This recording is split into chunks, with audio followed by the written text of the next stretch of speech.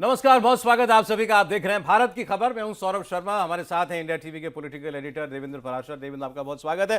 TMC का ममता को टाटा, मतलब अपनी बनाई पार्टी ने टाटा कर दिया है ममता बनर्जी को। ये आज की सबसे बड़ी खबर है और आने वाले कई दिनों तक ये बहुत बड़ी खबर रहेगी कि तृणमूल कांग्रेस के 80 में से 60 सांसद एक तरफ होकर स्पीकर के पास गए और कहा कि हम में से ही बनना चाहिए लीडर ऑफ अपोजिशन, नेता विपक्ष, और स्पीकर ने उनको अनुमति दे दी है। ऋतव्रत बैनर्जी, जिनको पार्टी ने अपनी तरफ से निष्कासित कर दिया था, वो टीएमसी के औपचारिक तौर पर चुन लिए गए हैं विपक्ष के नेता। इस पर टीएमसी कह रही है जिसको पार्टी से हम निकाल चुके हैं वो भला पार्टी का नेता कैसे बन सकता है। अब ये सब कानूनी लड़ाई में जाएगा, लेकिन पॉलिटिकल मैसेज ये है कि ममता बनर्जी की जमीन पूरी तरीके से खिसक चुकी है।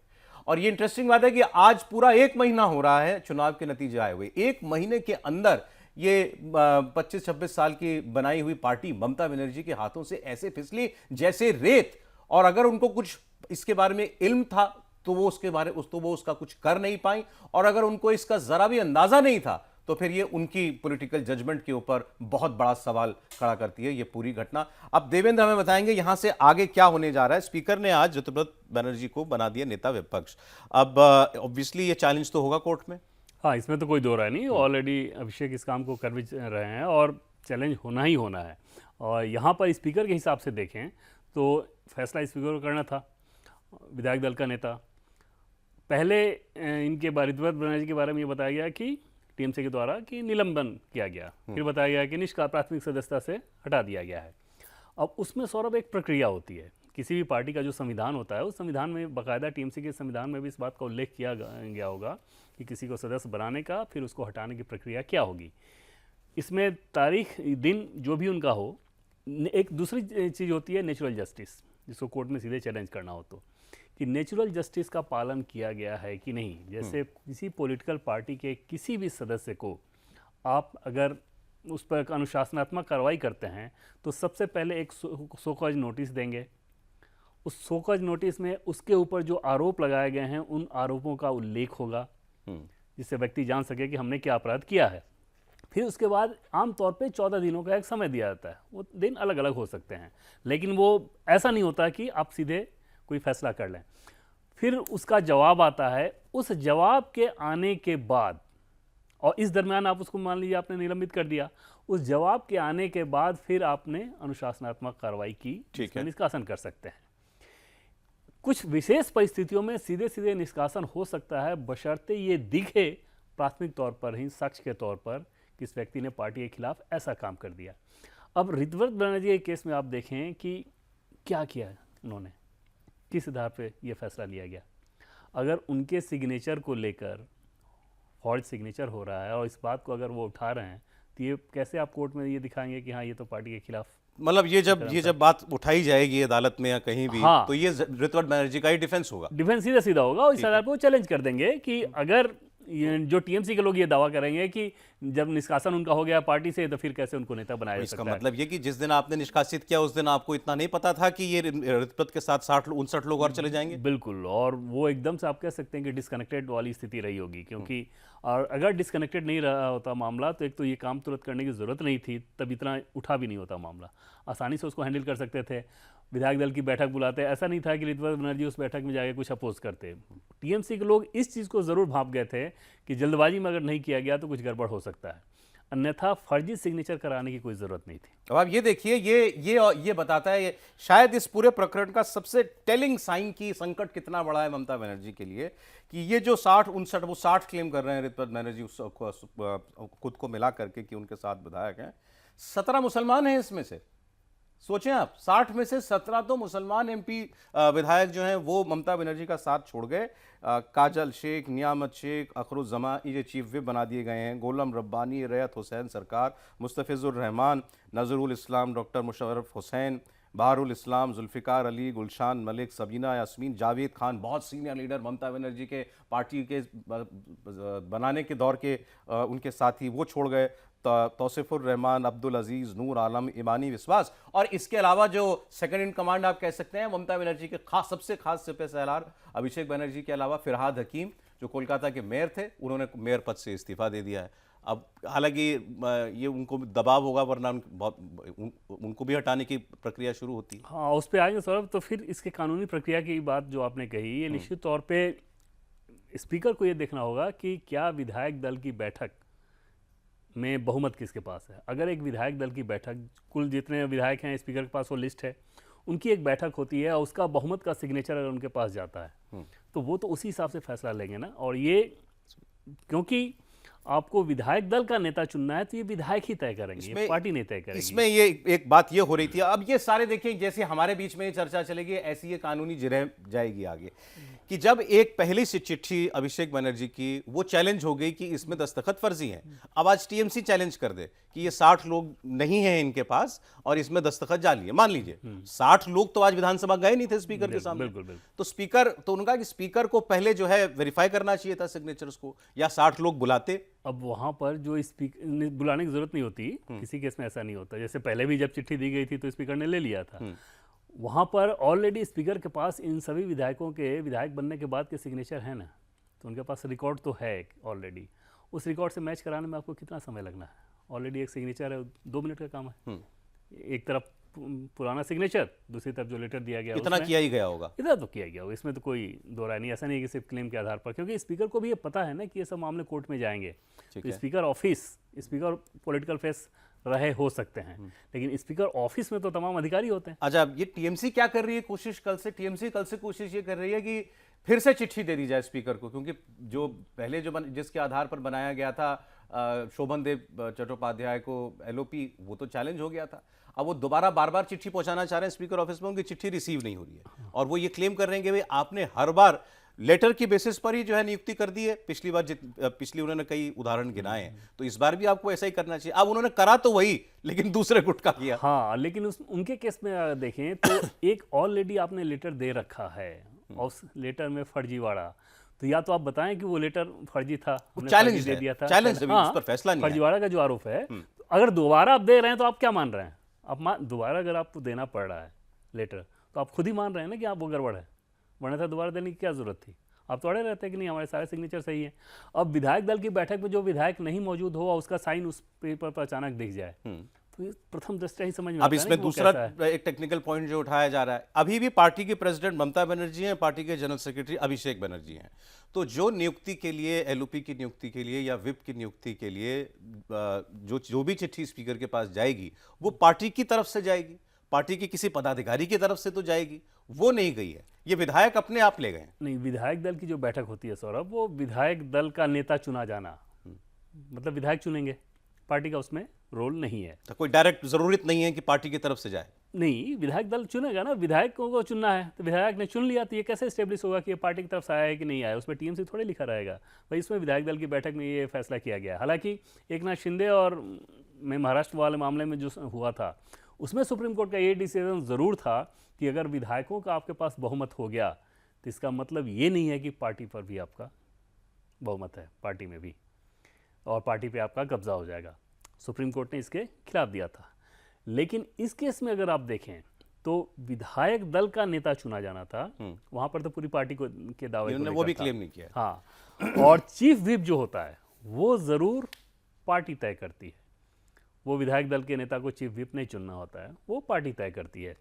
अब इस केस में, टीएमसी के केस में अगर आप देखें तो जो उनका एपेक्स बॉडी है, 28 लोगों की लगभग उसमें सदस्य संख्या रहती है, उसने क्या फैसला लिया, किस आधार पे लिया चीफ व्हिप को लेके, ये सारी चीज़ें कानूनी प्रक्रिया में जाएंगी और वहाँ पे ये मामला उलझेगा ज़रूर। ठीक है। हालांकि चुनाव आयोग ने जब फैसला दिया था एकनाथ शिंदे वाले मामले में सौरभ, तो ये माना था कि जो विधायक सांसद जिसके साथ है हम उसे मानेंगे। आप देखिए क्या परिस्थिति हो गई कि ये विधायक ये कह रहे हैं कि ममता बनर्जी से आग्रह करेंगे कि वो हमारी मुख्य परामर्शदाता बन जाए, चीफ एडवाइजर बन जाए। ममता बनर्जी जिनकी बनाई हुई पार्टी है, उनके लिए ये पार्टी के विधायक ये कहेंगे, तो ये आपको हालात जो है वो बता रहा है। तो अगला लॉजिकल स्टेप यही दिखाई देता है कि अब ये जो बागी विधायक हैं, या अब 2/3 हैं बल्कि, ये आगे इलेक्शन कमीशन के पास भी जाएं और कहें कि भाई हम ही टीएमसी हैं, तो नाम सिंबल सब हमारा होना। बिल्कुल स्वाभाविक प्रक्रिया यही रहेगी कि टीएमसी हम हैं और हम, क्योंकि ऑलरेडी आप देखें तो अगर ममता बनर्जी की टीम ने उसको पहले की जितनी टीम थी उसको भंग भी कर दिया है, जैसे आज उन्होंने डागा ला। उन्होंने सारी समितियां, ऑर्गेनाइजेशन सब डिसबैंड कर हाँ, तो अब तो ये बहुत स्वाभाविक सी बात हो जाएगी कि यहाँ पे टीएमसी हम ही हैं, और फिर चुनाव आयोग का वो जो फैसला है चुनाव आयोग के मामले में जब जाएगा तो एक नाथ शिंदे वाले केस में जैसे आपने देखा होगा कि विधायकों का बहुमत जिसके पास है चुनाव आयोग उसे मानता है, तो यहाँ पर सीधे ये दिखेगा कि विधायकों का बहुमत किसके साथ है, जिसके साथ रहेगा चुनाव आयोग उसे मानेगा।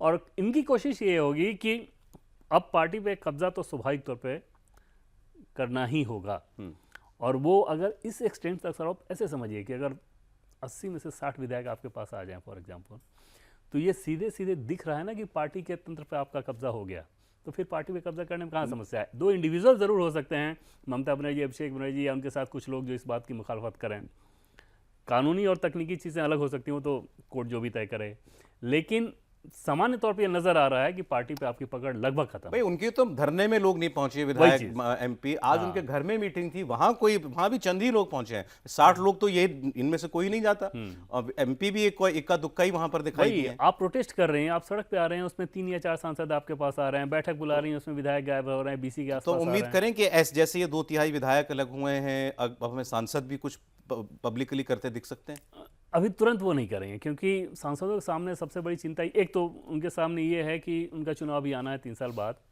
दूसरी चीज़ कि कई सारे सांसद बीजेपी के साथ अगले चुनाव में जाना चाहते हैं। जैसे मान लीजिए कि जिनके इलाके में विधानसभा चुनाव में टीएमसी का सुपड़ा साफ हुआ, उस सांसद को ये समझ में आ रहा है ना कि जनता का मोड कितना आक्रामक है, कितना भयानक है टीएमसी के खिलाफ, तो वो किसी तरह से बीजेपी में अपने लाइन ओपन करने के लिए वो लोग कोशिश कर रहे हैं। बीजेपी उस काम को अभी नहीं कर रही है, और बीजेपी को अभी वो करना भी नहीं है, उस मामले में पार्टी में फैसला हो चुका है। तो टीएमसी के सांसद वैसे ही अभी अंदर रहकर वो निष्क्रियता के साथ रहेंगे, और समय समय पर जब ज़रूरत पड़ी तो टीएमसी के ममता बनर्जी, अभिषेक बनर्जी का कब्जा रहा तो उनको असहज करेंगे। अगर रिद्वत बनर्जी वाले इस तरह के गुट का अगर हो गया, सब कुछ उनके हाथ में कमांड आ गया, तो फिर चीज़ें थोड़ी अलग नजर आएंगी। खैर अब देखिए कि ममता बनर्जी का अगला कदम क्या होता है, ये हमें देखना होगा। सीधे अदालती कार्रवाई, या फिर जैसे उन्होंने कल धरना दिया, कोई पब्लिक के बीच में जाकर के कुछ नया इस तरीके का कोई जो है वो करती हैं, देखेंगे हम लोग। आगे कुछ और खबरें, उनकी बात भी हम कर लेते हैं, क्योंकि आज कई और पॉलिटिकल बड़ी डेवलपमेंट भी हुई है। कर्नाटक में नए मुख्यमंत्री मिल गए हैं, डीके शिव कुमार ने मुख्यमंत्री पद की शपथ ले ली है, बड़े गाजे बाजी के साथ। राहुल गांधी भी थे वहां पर, और जितने कांग्रेस के अपने मुख्यमंत्री हैं उनके अलावा 3 और मुख्यमंत्री, तेलंगाना के, हिमाचल के, वो भी सब वहाँ पर आज जो है, केरल के, वो भी वहाँ पर आए हुए थे आज। लेकिन ऐसा लग रहा था उसमें, जो मुझे पहली नज़र में लगा कि ऐसा नहीं कि जैसे मुख्यमंत्री बदला है केवल, जैसे आज सरकार बनी है और आज मुख्यमंत्री चुनाव जीत करके बना है, वो इतना बड़ा कार्यक्रम किया गया। तो तुम्हें बार बार ये लग रहा था कि सिद्धरामैया जी को ये सब कितना खराब लग रहा होगा कि भाई इन्हें गाजे बाजे के साथ करने की क्या जरूरत है। और सिद्धरामैया से ज़्यादा उनके पीछे के जो वोटर्स हैं उनको कैसा लग रहा होगा, खासतौर पर तब, मतलब सिद्धरामैया के जो समर्थक वोटर हैं उनको कैसा लग रहा होगा, खासतौर पर तब जब आपने इस तरह का एक विंडो भी क्रिएट नहीं किया कि पॉलिटिकल नैरेटिव के लिए, परसेप्शन के लिहाज से ही सही, कि सिद्धरामैया खुद ये पद छोड़ना चाह रहे थे, स्वास्थ्य की वजह से आप छोड़ना चाहते हो। फैक्ट्स वो चीज़ें नहीं होती। जैसे बिहार के केस में आपने देखा कि नीतीश कुमार को क्या ये कहलाया गया कि भाई वो खुद ही छोड़ना चाहते हैं, वो राज्यसभा जाना चाहते हैं। सिद्धरामैया केस में तो लगातार इस बात को कहा जाता रहा ना कि सिद्धरामैया के लिए शौक था जब राहुल गांधी ने कहा कि उनसे तो कुर्सी ली गई है, सीधा। और ये नैरेटिव ऑलरेडी है, परसेप्शन है, और फैक्ट भी यही है। उस कंडीशन में आप इस तरह की चीजें कर रहे हैं तो निश्चित तौर पे पॉलिटिकली तो इसको बहुत मैच्योर नहीं कर सकते। ऑकवर्ड लगा आपको भी ये बात? हाँ, और ये इस बात को लेकर चर्चा भी हो रही थी कि कांग्रेस पार्टी को के लिए ज्यादा बेहतर ये था कि वो इस काम को बहुत स्मूथ कर लेती, साइलेंटली करती। लोक भवन में आप शपथ दिला सकते थे, सामान्य तौर पे, मतलब छोटे पैमाने पर करके आपने उस काम को कर लिया होता, लेकिन इतने बड़े ग्रैंड लेवल पे इतनी बड़ी भीड़ बुला के अगर आप उस काम को कर रहे हैं तो वो पॉलिटिकली तो गड़बड़। और फिर डीके शिव कुमार एक उनकी पर्सनैलिटी एक अलग किस्म की है। सिद्धरामैया जी में थोड़ा सा और ठहराव दिखाई देता है, उम्र का भी अंतर काफ़ी था। डीके शिव कुमार जी ने आज सारे, मैं शब्द स्टंट इस्तेमाल कर रहा हूँ लेकिन क्योंकि नेता लोग करते ही हैं, तो जिस तरीके से घुटनों के बल जाकर माथा सर को लगा करके उन्होंने जनता को प्रणाम किया। जब शपथ ली तो उनके हाथ में ठीक वैसा ही संविधान की कॉपी थी जैसा राहुल गांधी लेकर के चलते हैं। राहुल गांधी ने उनको गले लगाया। 8-10 जगह तो वो पुष्प अर्पित करने के लिए सुबह से अब तक जा चुके हैं, अलग अलग जगहों पर। और ये कला उनको आती है सौरभ। और आजकल के दौर की जो राजनीति होती है कि जिसमें आप परसेप्शन को खूब अच्छे तरीके से मैनेज करें, इमेज में कवर करें, एजेंसीज का सहारा लें। पिछले चुनाव में भी जो 5 गारंटीज आई थी कांग्रेस पार्टी की, प्रमुख गारंटीज, उसके पीछे प्रदेश अध्यक्षों की ये थे, तो सारी योजना इन्हीं की थी और इसीलिए आज ये बहुत ज़्यादा क्लेम कर रहे थे मुख्यमंत्री को लेकर कि सारी योजना तो मेरी। पैसे के मामले में पूछना ही नहीं है, भले मतलब भारत के सबसे रिपोर्ट पे अमीर ना विधायक जाए। हैं। हाँ, लेकिन उसमें भी आप सिर्फ रिकॉर्ड पे ना जाएं। बाकी Obviously कर्नाटक में लोगों से अगर आप बात करें तो फिर उसमें आपको अलग अलग कहानियां बताई जाती हैं कि किस नाम की कौन सी कंपनी है, तमाम तरह की बातें कही जाती हैं। एनीवे वो तो अलग चीज़ है, पॉकेट बिग पॉकेट हैं ही, तो ये सारी चीज़ तो वो जानेंगे। दिक्कत क्या होगी इनकी कि क्या, जैसा कि हम लोगों ने बात की कि सिद्धारमैया जिस प्रकार के कास्ट कॉम्बिनेशन को ग्राउंड पे साध लेते थे, क्या डीके शिव कुमार उसको साधने में सफल होंगे? ठीक है। अभी जो विनम्रता नजर आ रही है, क्या आगे वो एरोगेंस में कन्वर्ट होगी या विनम्रता ही रहेगी? और सिद्धारमैया कोऑपरेट करेंगे या इनका जीवन और सिद्धारमैया दूभर किस करेंगे? हद तक कॉपरेट करेंगे? कि शुरू में तो ये बनोमी दिखती है, थोड़े दिनों बाद टकराहट होनी शुरू होती है। मान लीजिए सिद्धारमैया ने किसी को कोई काम आवंटित किया है, अब ये चाहेंगे कि मुख्यमंत्री आ गए तो उस काम को रद्द करो, हम अपने किसी हालांकि उनके आदमी को बेटे देंगे। मंत्री बन गए हैं।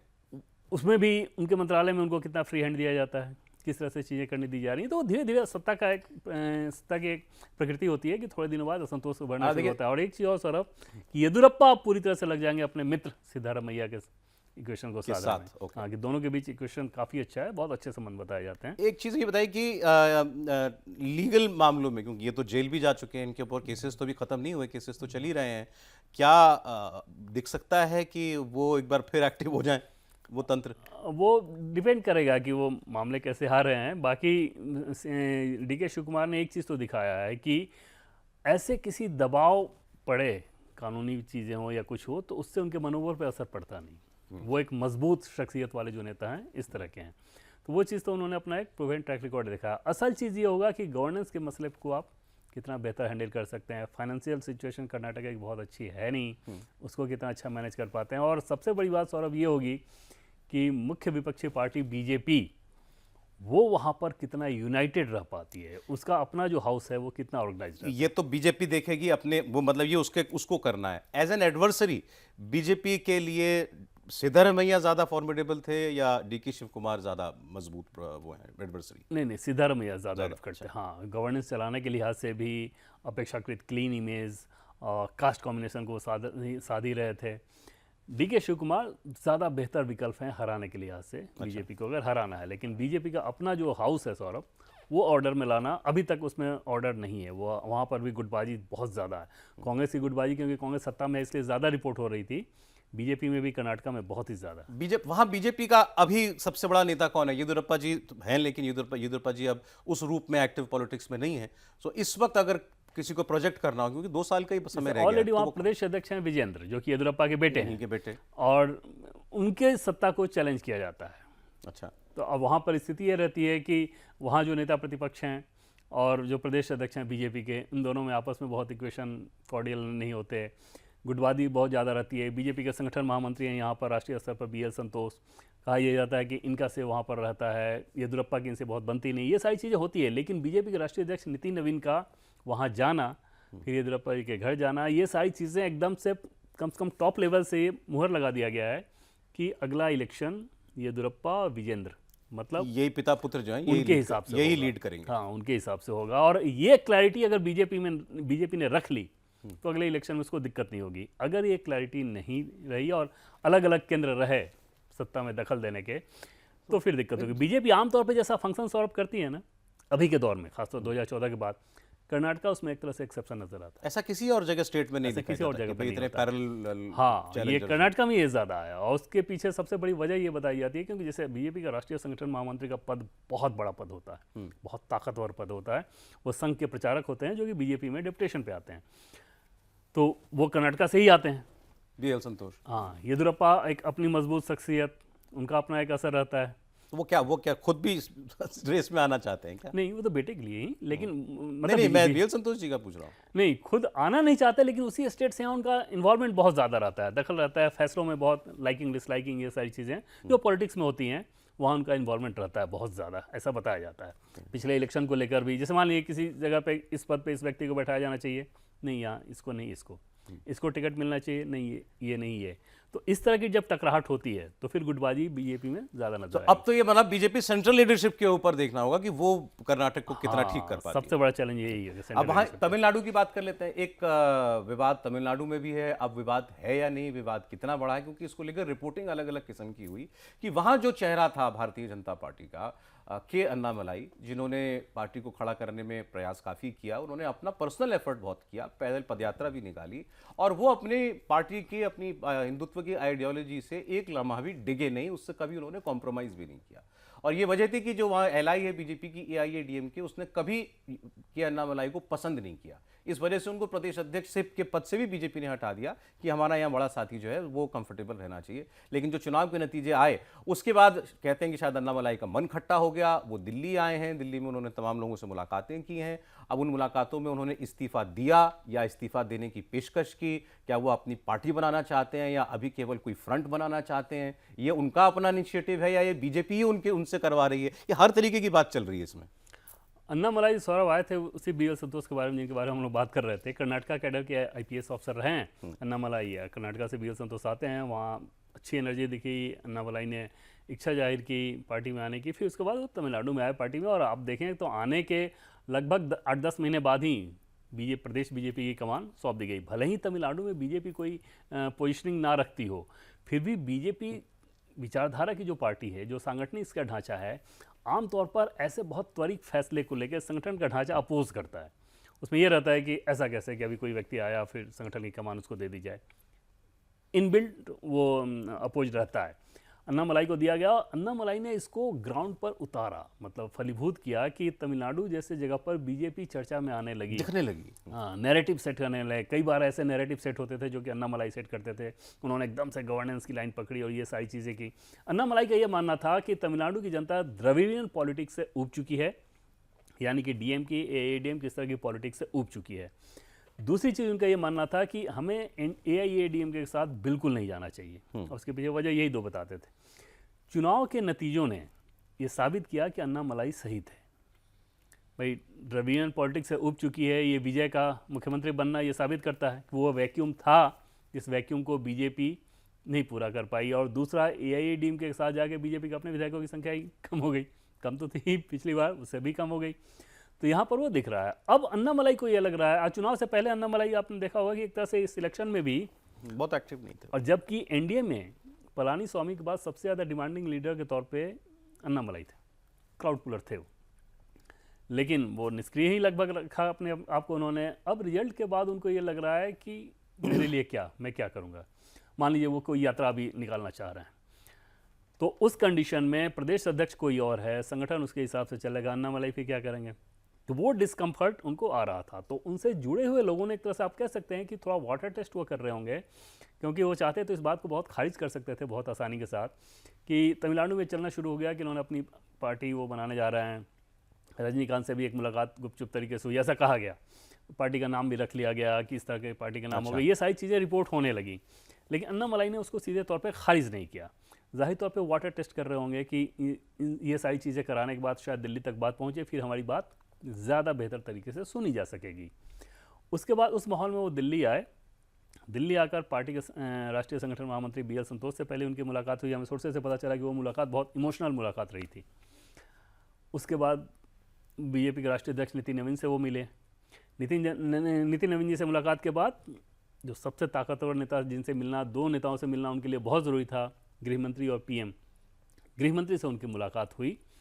हमें बीजेपी सोर्सेज से ये बताया गया कि वो मुलाकात बहुत सकारात्मक रही है, और जो जो अन्नामलाई के इशूज़ थे उनको ये बताया गया कि थोड़ा आप धैर्य रखें, इनमें से ये इशूज़ एड्रेस किए जाएंगे। और उसका पहला सबूत आपने देखा होगा कि तमिलनाडु बीजेपी के अध्यक्ष को तुरंत दिल्ली बुलाया गया था, अच्छा, प्रदेश अध्यक्ष को। तो जाहिर तौर पे राष्ट्रीय नेतृत्व की तरफ से उन्हें कुछ मैसेज दिया गया होगा। तो अन्नामलाई फिलहाल जितने बाकी सारी चीज़ें आप देख रहे होंगे कि सोशल मीडिया पे या कुछ कई जगह रिपोर्ट भी हो रही थी कि 5 पेज का इस्तीफा दे दिया, हाँ। ऐसे कर दिया, वो सब बकवास, दूर दूर तक कोई इस्तीफा नहीं दिया अन्नामलाई। कोई इस्तीफा नहीं दिया, कुछ नहीं। अन्नामलाई पीएम को लेकर बहुत हाई रिगार्ड रखते हैं, एचएम को लेकर बहुत हाई रिगार्ड रखते हैं। उनको भी ये समझ में आता है कि बीजेपी ने उनमें बहुत इन्वेस्ट किया।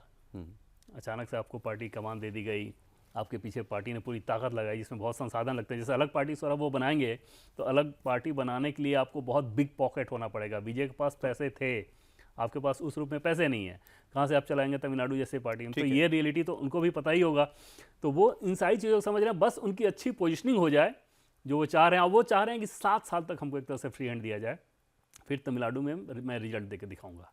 मतलब 7 साल का अपना एक रोड मैप, 7 साल, 7 ईयर्स का। अच्छा। तो वो एक रोड मैप बनाकर वो चल रहे हैं और उसमें बहुत सारे प्लान उन्होंने बना रखे हैं कि मैं ये करूंगा। वो सारी चीज़ें ऐसा नहीं कि हवा हवाई है, वो सारी चीज़ें बेसिकली कोई इस्तीफा नहीं दे रहे थे, वो नहीं, पोस्टरिंग कर रहे थे। पोस्टिंग कर रहे थे। और सर अब एक चीज़ और, क्योंकि इनका कद बीजेपी में अचानक से बहुत ज़्यादा बढ़ने लगा और नेशनल लेवल पे वो चर्चा होने लगी, तो बीजेपी के ही कुछ नेता उनकी कटाई में लग गए थे। अच्छा। उन्होंने ये सब फैलाना शुरू किया, उनके बारे में कुछ चीज़ें फैलाना शुरू की कि ये तो डीएमके के लोगों को बताते हैं, डीएमके के मोल हैं, बीजेपी में आए हैं, डीएमके को बताते हैं।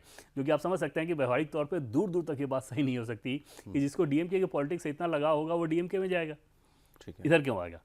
लेकिन ये सारी चीज़ें फैलाई गई थी और उसका उन पर नुकसान भी हुआ है। अब देखना होगा कि आगे ये क्लैरिटी कितनी जल्दी होती है जब अन्नामलाई फिर से उसी ट्रैक पे आ जाए। फिलहाल इस्तीफे की सारी बातें एकदम से अफवाह थी। पार्टी से अलग जाकर कुछ करना ये अन्नामलाई के लिए इतना आसान नहीं है, और पार्टी भी चाहेगी कि वो हमारे पार्टी के साथ रहे। हाँ, बीजेपी मानती है कि वो एसेट हैं, उनकी एनर्जी कमाल की है और वो उनका सेंस नैरेटिव सेट करना इसमें बहुत तो कमाल इस पर का है। फाइनल वर्ड आना बाकी है इसका बार भी अभी। हाँ, मतलब एश्योरेंस तो दे दिया गया है, वो इम्प्लीमेंट जब होना शुरू होगा तो आपको नजर आएगा कि अन्नामलाई जल्दी कैसे जल्दी लगेंगे। दो और राज्यों की खबर आपको बताते हैं।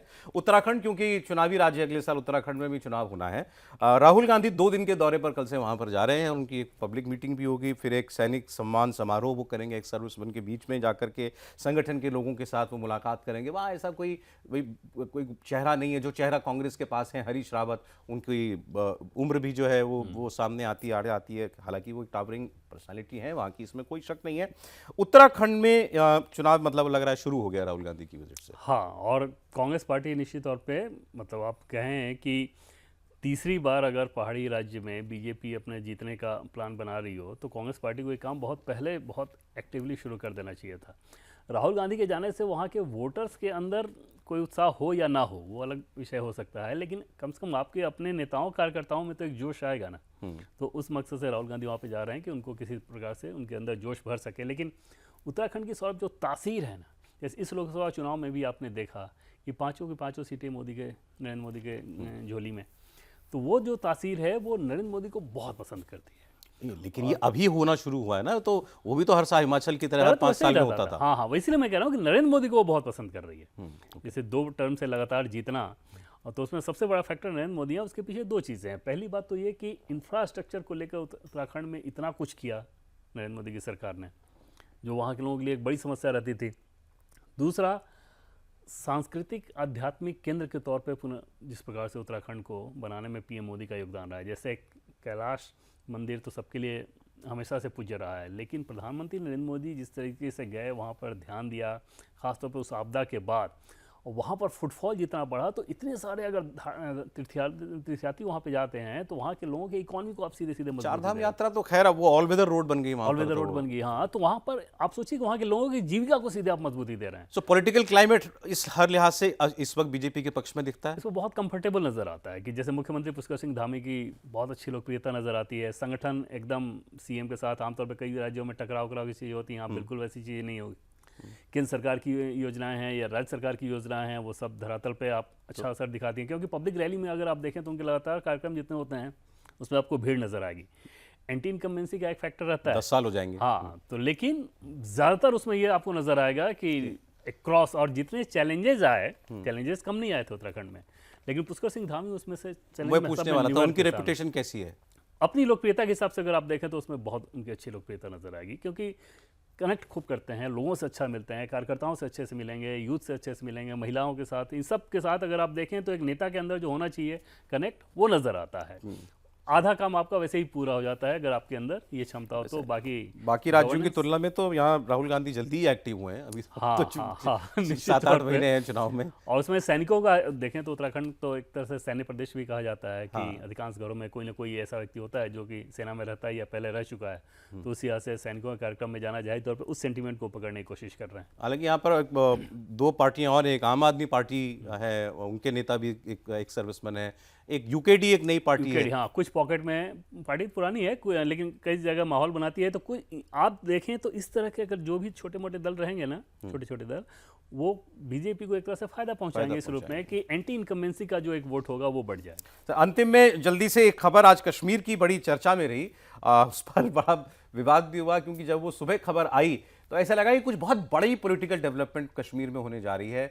मुख्यमंत्री उमर अब्दुल्ला अपने सारे विधायकों को एक साथ लेकर के निकले और खबर ये आई कि वो एलजी दफ्तर जा रहे हैं। अब एलजी दफ्तर किस लिए जा रहे हैं? क्या वो स्टेटहुड की मांग करने के लिए, पूर्ण राज्य का दर्जा पाने के लिए कोई वहाँ पर अपने विधायकों के साथ जाकर रिप्रेजेंटेशन देंगे, दबाव बनाने के लिए जा रहे हैं? किसी ने कहा कि अच्छा इस्तीफा क्यों देंगे भाई, उनके पास फुल मेजोरिटी की सरकार है, वो क्यों देंगे? लेकिन तरह तरह की बातें होना जो है वो शुरू हो गई। पता लगा उसके बाद फिर वो एक ग्रीन एरिया में गए, मतलब अच्छे से फॉरेस्ट एरिया में गए और वहाँ जाकर उनकी मीटिंग हुई, जिसको वहाँ बाकी लोग पिकनिक कह रहे हैं। जी हाँ, बिल्कुल सौरभ। और उन्होंने घर पे बैठक बुलाई थी, मतलब बैठक बुलाई थी, घर पे लोग आए और वहाँ से अचानक निकलना शुरू हुए तो सबके अंदर ये भगदड़ मची। मीडियाकर्मी भी वहाँ पे थे, बाकी लोगों की आखिर ये जा कहाँ रहा है। और उनका अपना निवास जो है और राजभवन जो है, लोक भवन, उन दोनों की दूरी की बात कर लें तो लगभग 4-4.5 किलोमीटर के आसपास रहेगा। उसी ट्रैक पे जब जाना शुरू हुआ तो सबको ये लगा कि ये तो एलजी दफ्तर जा रहे हैं। और वहाँ पर एक शगुफा एकदम से फैला। कश्मीर में अफवाहें बहुत हवा से ज़्यादा तेज़ गति से फैलती हैं। कोई भी अफवाह हो ना, या बदनाम किसी को करना हो तो बहुत तेज़ी से कश्मीर में, वहाँ की फ़िज़ा में ये बात कही जाती है, सियासी फ़िज़ा में, कि अफवाह यहाँ बहुत तेज़ी से ट्रैवल करता है। तो वहाँ पर ये शुरू हो गया कि उमर अब्दुल्ला इस्तीफ़ा देने जा रहे हैं। इस्तीफ़ा देने का वजह जैसे ये कि समय समय पर वो दिखाते रहते हैं ना कि हमें पूरी ताकत नहीं मिली, पूर्ण सत्ता नहीं मिली, इस तरह की चीज़ें हैं। एक्चुअल में क्या होता है कि गवर्नेंस के मसले पे वो बुरी तरह से नाकाम साबित हो रहे हैं। और वहाँ के लोग इस बात को लेकर तुलना करते हैं कि एलजी के कार्यकाल में हमारे पास क्या होता था और अभी क्या हो रहा है।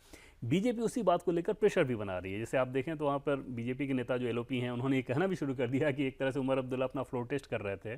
पानी, बिजली, सड़क, इस तरह की समस्याओं को सॉल्व नहीं कर पा रहे हैं, तो फ्लोर टेस्ट कराने के लिए देख रहे थे कि हमारे पास कितने विधायक हैं। तो खैर वहाँ से वो निकले और डाची गांव एक जगह है, तकरीबन श्रीनगर से अगर आप बात करें तो लगभग एक घंटे के आसपास दूरी पे है, फॉरेस्ट रिजर्व है। वहाँ एक अच्छा सा गेस्ट हाउस है, सरकारी गेस्ट हाउस। वहाँ जाके अपना बैठक वगैरह करके वो आ गए। उमर अब्दुल्ला का ये कहना था कि नहीं, ये पहले से तय था कि मुझे डाची गांव में ही मीटिंग करनी है। और डाची गांव वो सौरभ साइकिलिंग करने के लिए बहुत जाते हैं। वहाँ पर जो लोग हैं वो ये कहते हैं कि इनका गवर्नेंस और शासन चलाने पर कम ध्यान रहता है, साइकिलिंग, फिटनेस, ये वो इन सब चीज़ों पे ज़्यादा रहता है। और डाची गांव में साइकिलिंग करने जाते थे, आज विधायकों को लेकर पहुंच गए। पिकनिक विधायकों के साथ बैठक हो गई वो। हाँ, बैठक हुई, बाकी बीजेपी के शब्दों में वो पिकनिक है। ठीक है, तो ये आज का सारा पॉलिटिकल अपडेट था। बहुत बड़ी बड़ी खबरें हैं, लेकिन बंगाल की खबर अभी कायम रहेगी, अभी वो रहेगी चर्चा में, तो कल उस पर और बात करेंगे। फिलहाल बहुत शुक्रिया देवेंद्र आपका। आप देख रहे थे भारत की खबर, आज इतना ही।